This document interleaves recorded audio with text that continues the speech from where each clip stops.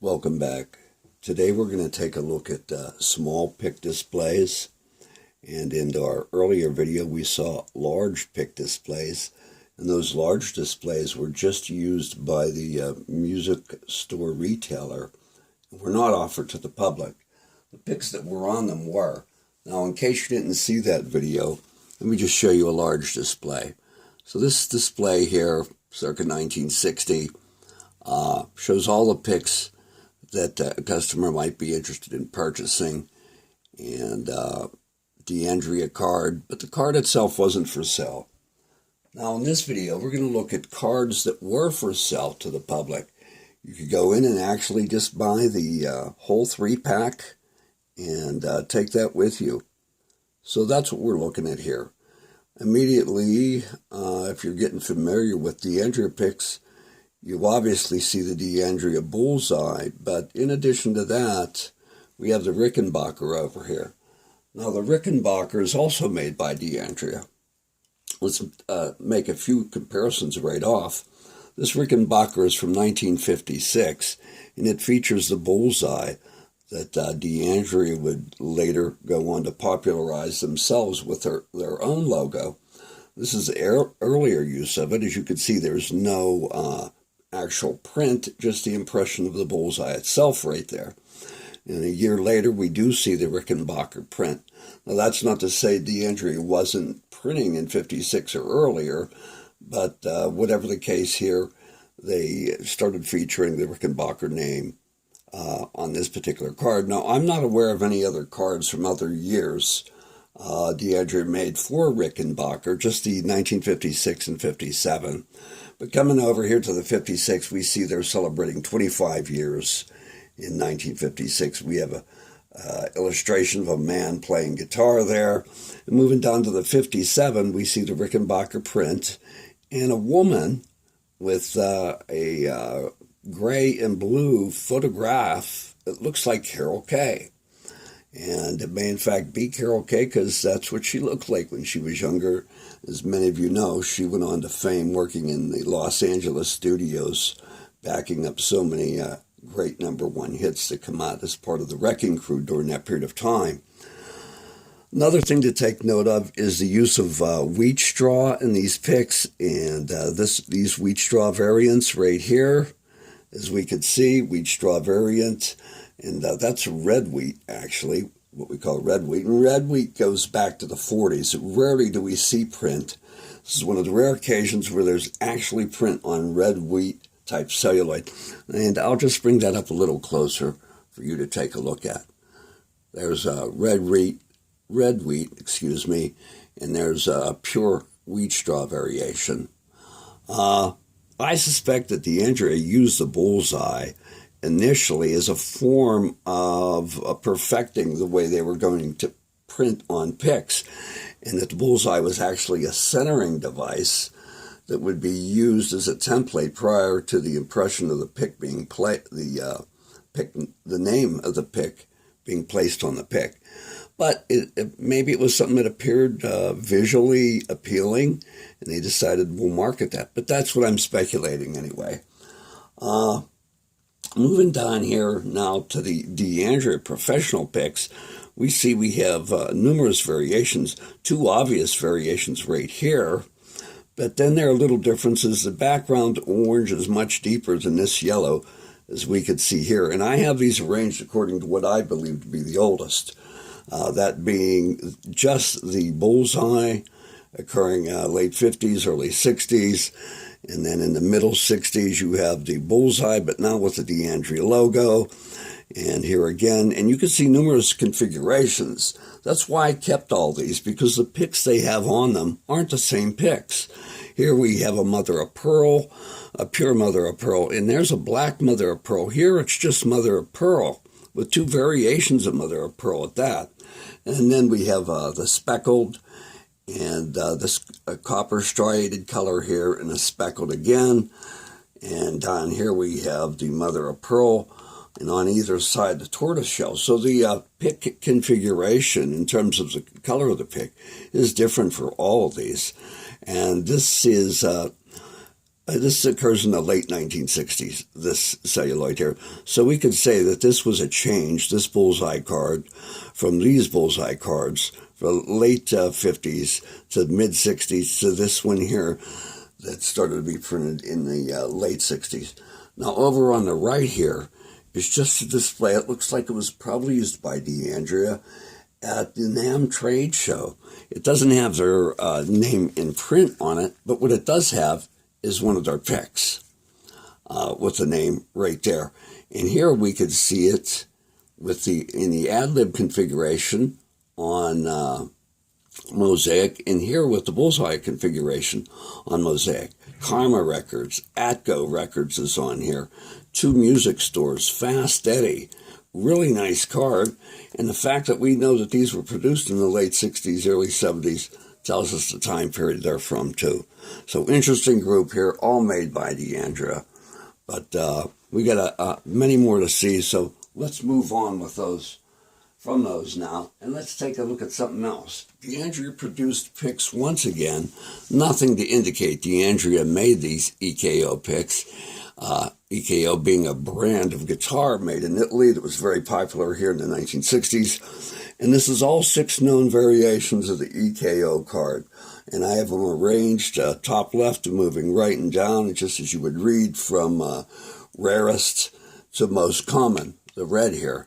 So as you can see, EKO doesn't have a name on their Pics. These are all Italian-made Pics. And here we have a photograph of a man playing guitar. Not sure who that is. I'm sure some of our viewers may know, though. And if you do, drop me a line. Let me know who that guitar player is. But then it changes for this series right here. The Pics do have print on them now, but it's just an illustration and not a photograph. So we have these 5 that all have something in common in terms of how they were illustrated and printed, but different backgrounds, of course. Distributed by the LaDuca brothers out of Milwaukee, Wisconsin, as we could see down here. And there's a good chance you could find one of these if you really look for it. But chances of getting these other, especially these first 4 colors here, the green, orange, lime, and gold, are very difficult. A greater chance of getting the blue right behind the red. But another really neat Pic card. They were 3 for 25 cents initially. Then someone scrolled 3 for 50 cents in handwriting on this. But if you could get that in your collection, why not? It's nice to have small displays. Again, these are displays that the consumer would have bought themselves, the whole display, and just not the Pics. So we're going to continue here. And now we're going to look at, excuse the camera shake. We're going to look at some greater variation of Pic cards. Look at that. Here we have National on the left, Japanese-made Pics for the American National Company, makers of National resonator banjos. We have Gretsch here. We have 2 variations of the K, and we have the nylon Pics right there. And here we have generic Pics. Now, these Pics were made in Italy, in England, and these Pics were made in Japan. The displays themselves are also differently. It says they're made in Great Britain, and here, made in Japan. So those are 2 of the variations I'm aware of. In each of these colors here, that does not indicate gauge, but the number does. And they were numbered 1 through 4, had 4 different gauges. These were all nylon, and these were all celluloid. Moving down here is something very unique. Paul McCartney, 1992. It's officially vintage this year. And it's really done in the style that we saw earlier with Rickenbacker and some of those bullseye cards. Look, straight across, horizontally, on a card, cheap cardboard, and 6 different images. Down here it's labeled 68 of 500. I believe it was 92. McCartney had a tour, and VH1 was one of the sponsors. They gave away 500 of these and even numbered them. So that is really cool and unique. I'm not aware of any other artist that did a display quite like that was so similar to the earlier small Pic displays that we have seen. So hold on with me. We're continuing.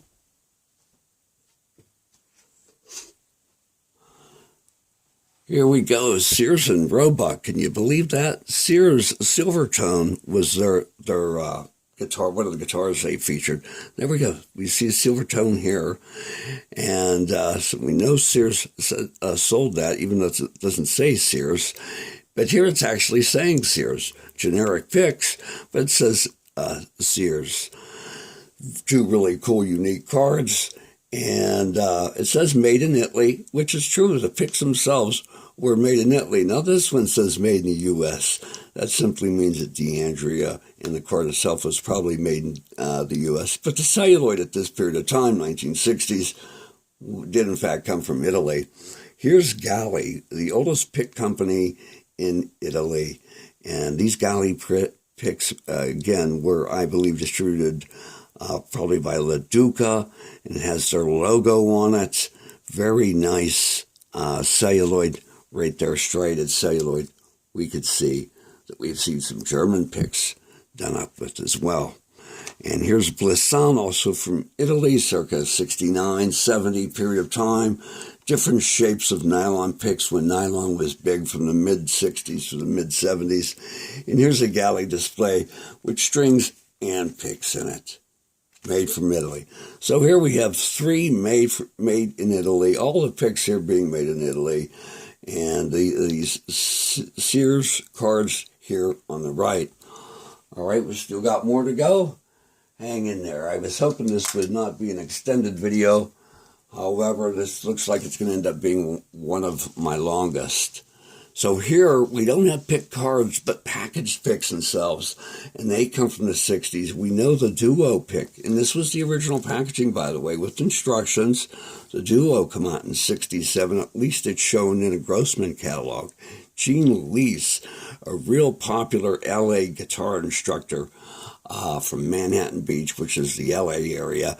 I have two variations of it, and this is important because here we have Gene Lease, both Pics appearing to be the same, but at the top here it's Galaxia.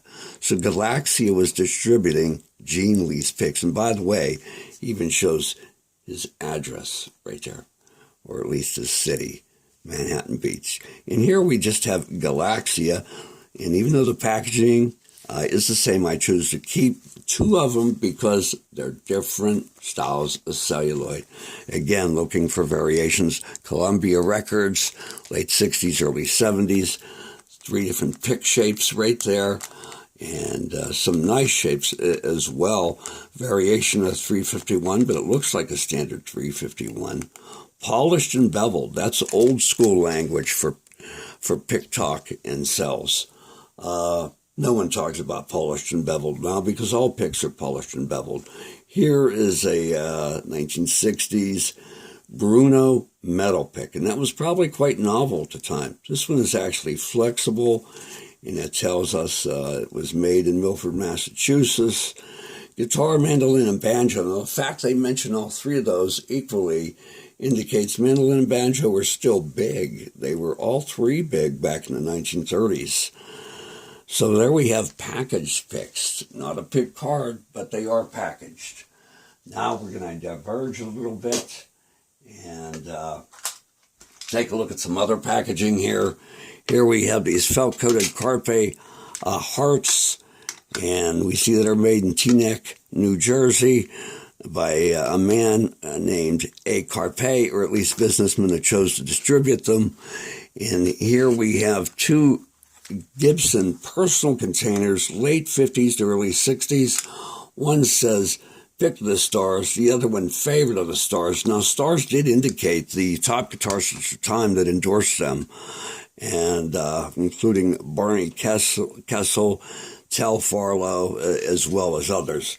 Here is a display. It's actually from Germany, and you know the Germans love their propeller Pics, having made more variations than anyone. This is pewter. A real nice design around the edge here, And inside, this is about 1925 to 35. And inside we have 3 authentic Pics from that period of time, also in propeller, just like it's illustrated right there. Now, hold on with me. I'm going to show you 2 displays to wrap it up. And these are our oldest. These here are really cool displays, both about the same period of time. This display was acquired from the Gotts company. Klaus Gotts actually gave me this personally, and he indicates it's from 1925. All these are a genuine tortoiseshell Pics up here called shield pat, as they refer to it, and then tourmaline was a celluloid style. Look at that nice wide-banded celluloid on there. And then finally wrapping it up, equally as old as the Gotts display. And oh, by the way, these are actually sewn on here, little holes with the Pics being sewn on. So of course that was just for display. You couldn't remove them from there. But here, I suspect that they may have sold this whole card, the F.F. Gatchell Company in Springfield, Massachusetts. No guitar shapes here, all mandolin, possibly as early as 1910, especially based on the style. But we do know that this type of grip here, which Gretsch also sold, goes back to the mid-1920s. Really ancient-looking displays right there. Glad you joined me. Sorry it was so long. But that's the time it took just to even run through these without a lot of details. Stay tuned for more videos to come, and I'm glad you bore out this whole thing because you saw the best was held for last. You could reach me at findpic7@yahoo.com. Joe Macy signing off.